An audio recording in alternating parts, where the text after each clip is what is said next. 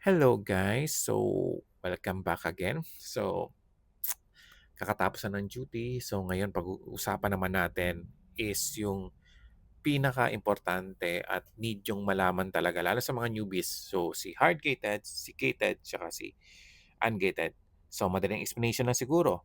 Si hard-gated is never kang magkakaroon ng option to sell that brand. Okay? Wala kang makiklik or anything na makikita ka na sa product na yon na allowed kang mag-apply application for ungating that brand. Okay?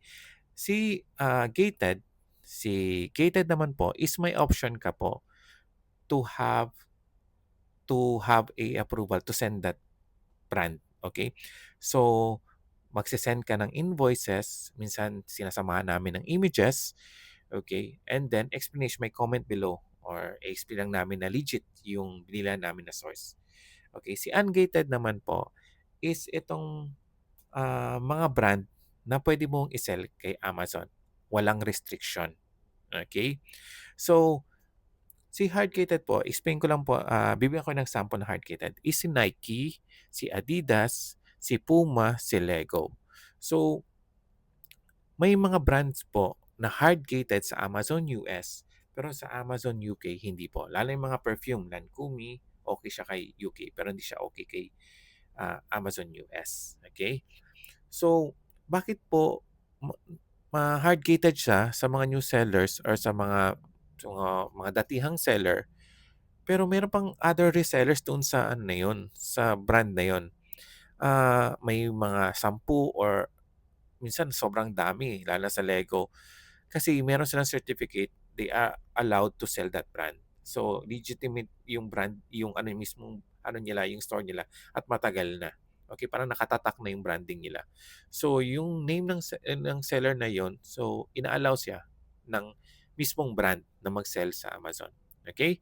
So, next is sa gated naman po. Sa gated ito gusto ko lang linawin dito.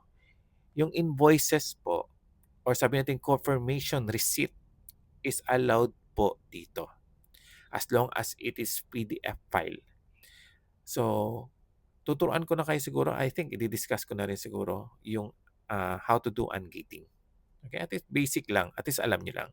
Okay, retail store pwede po yung invoices ng retail store, okay, lalo yung sa Target, pwedeng-pwede po 'yon.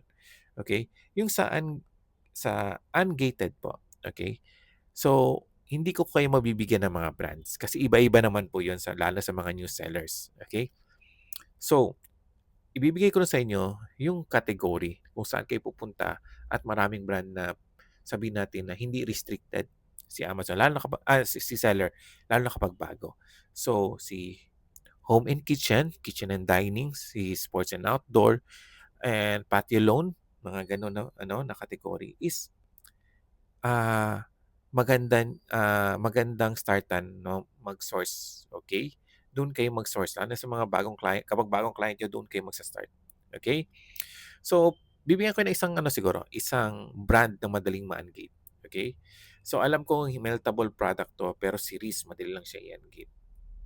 Si Pampered Chef madali lang siya i-ungate. Okay, binigyan ko ng clue, okay? Kayo na bahala. Next time di-discuss ko kung paano ko ginagawa yung ungating. Okay, hopefully may natutunan kayo. And by the way, gusto ko lang magkaroon ng options or opinion. Opinion pala. Ay na lang. Opinion. Kung gusto niyo ba ako mag-live sa Black App or sa YT. Yun lang naman. Gusto ko lang naman ng ganung option.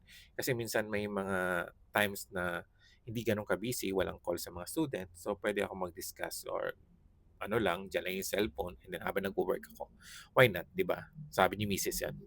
Why not? Bigyan ko kayo ng ano, para para masagot ko kaagad yung mga tanong niyo at hindi na kayo mag-message sa akin sa ano, sa mga social media ko. So, yun lang po and God bless. Okay?